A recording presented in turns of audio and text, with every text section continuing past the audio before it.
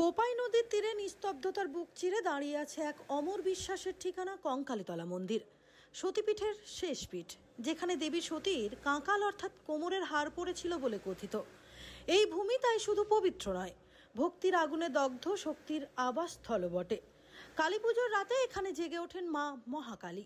কালো আকাশের নিচে প্রদীপের আলোয় ধূপে ধোয়ায় মিশে যায় ভক্তির নিঃশ্বাস। মায়ের কোনো মূর্তি নেই এখানে, আছে শুধু জবা ফুলে সাজানো ছবি। কিন্তু সেই ছবির দিকে যদি একবার তাকানো হয়, মনে হয় মা যেন সত্যিই সামনে দাঁড়িয়ে আছেন। এই মন্দিরের কুণ্ডের জলে স্নান করানো হয় দেবীকে, আর সেই কুণ্ডের সঙ্গেই নাকি যোগ রয়েছে কাশীর মণিকর্ণিকা ঘাটের, যেখানে মৃত্যু মিশে যায় মুক্তির সঙ্গে আর জীবন ছুঁয়ে যায় চিরন্তন শক্তিকে। দুবার হয় ভোগ, দুপুরে নিরামিষ, রাত্রে আমিষ। ভক্তদের ভিড়ে মন্ত্রোচ্চারণে ঘণ্টার ধ্বনিতে মা যেন নিজে নেমে আসেন সন্তানের ডাকে। দীপান্বিতা অমাবস্যার এই রাতে যখন চারপাশ অন্ধকারে ঢাকা, তখন কঙ্কালীতলায় জ্বলে ওঠে আশার আলো, শক্তির আলো, ভক্তির আলো।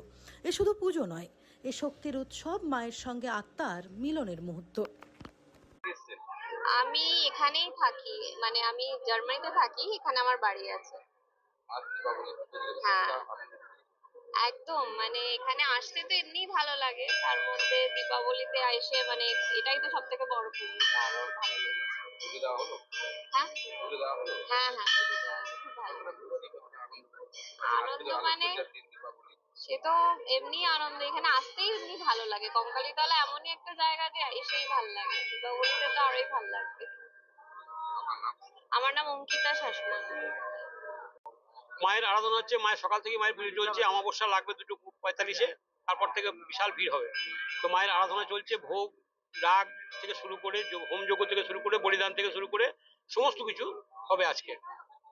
আজকের আজকের আজকের বিশেষ দিন। আজ টাইমটা ঠিক বলা যাবে না, 11টার পর থেকে যজ্ঞ হবে, 11টার পর সারা রাত্রি যজ্ঞ চলবে। তাছাড়া আজকের দিনে যেসব ভক্তবৃন্দরা আসবেন তাদের মনোবাসনা পূর্ণ হয়, এটা কথিত আছে। সেই জন্য ভক্তবৃন্দ এখানে আজকের দিনে পুজো দিয়ে যান এবং মায়ের কাছে এসে তার মনের ব্যথা বলেন এবং মা সেই ব্যথা থেকে মুক্তি দেন। ওই জন্য আজ বিশেষ দিন। আজকে মানুষের ঢল মোটামুটি খুব কম করে হলে 50 থেকে 60 হাজার মানুষের ঢল নামবে।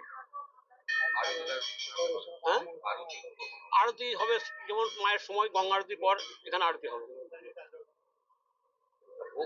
ভোগ টোগ গুলো সকাল থেকে মায়ের ভোগ শুরু হয়ে গেছে, 5বার মায়ের ভোগ হবে। তারপরে আপনার আবার রাত্রিতে লুচি সুজির ভোগ হবে, আবার সন্ধ্যের দিকে আবার ভোগ হবে আপনার। তারপরে মহাপ্রসাদ বলিদান হবে, বলিদান থেকে প্রসাদ বিতরণ করা হবে। আমার নাম জয়ন্ত চৌধুরী, আমি কঙ্কালী মায়ের সেবায়িত।